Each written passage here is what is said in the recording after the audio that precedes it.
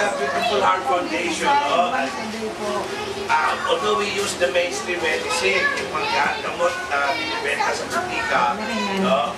We also promote yung preventive medicine, iwas ng sakit, no? So, paano ba umiiwas sa sakit? Ay, bilang mga magulang, paano nyo naiiwasan ang mga anak nyo na hindi magkasakit? Malinis yung kapaligiran, dapat, di ba? Malinis na pagkain, malinis na tubig. Dahil pagkain at tubig na dili, nauwi sa anong sakit usually? Pagkain, no? So, malaking bagay yung kalinisan. Maliban sa kalinisan, ano pa paraan para natin ma-maintain yung ating kalusugan?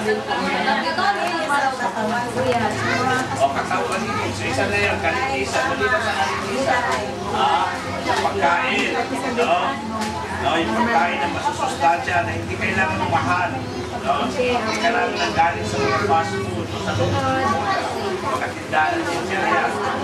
So, sa kanyang bahay, siguro sa bawat bahay sa inyo, mayroon pang lugar para pagtaniman. Pero pa ba, wala na. Pupulaan.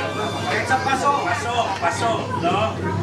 Dito ngayon papasok yung tinatawag natin mga herbs, herbal. So, kasi kami naniniwala kami na ang gulay, mga tanim na yung halamang gamot na sinasabi, nakakatulong din sa katawan.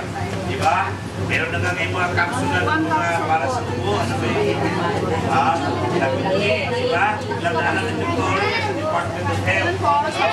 Sa mga may diferensya sa bato, nakindi at na sampung, no? Nakatableta na rin siya ta. Diba? So itong mga kanina, itong gamot na to, pwede itong patubuin sa paso, no? Kami lately na-discover namin na yung siling labuyo, no? Siling labuyo, very high ang antioxidant. Ano sinasabi ng antioxidant? Mga bata sa tahimik mo lang kayo. Mga bata, pakinggan. Napaka-importante yung sasabihin ko, no? Ang ating pagkakasakit, no? Lalo na sakit sa mga gut natin, mga organs, epekto yung oxidation, no? So, kailangan yung pagkain natin may antioxidants, no? Ano mga example ng pagkain ng mga antioxidants? Unang-una sa prutas, marami yan, no? Ang prutas, sabi nila, ang prutas daw na malakas magpamantya, no? Tandaan ninyo, mga prutas na malakas magpamantya, mataas ang antioxidants. Ibig sabihin, maganda sa katawan. Ano yung mga prutas na malakas ang pagpamantya? Buhat, no? Mangustin, mangga, kape, kape malakas. No?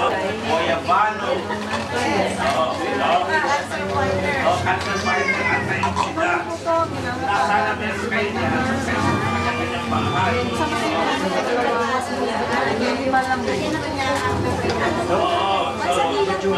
Gusto ko i-emphasize siya na ang pagkain na itong gulay na ito,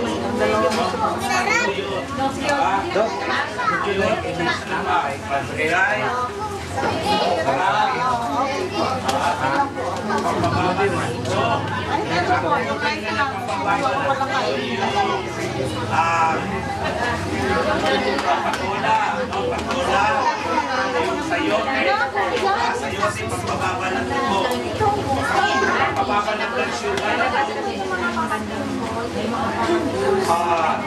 palaya,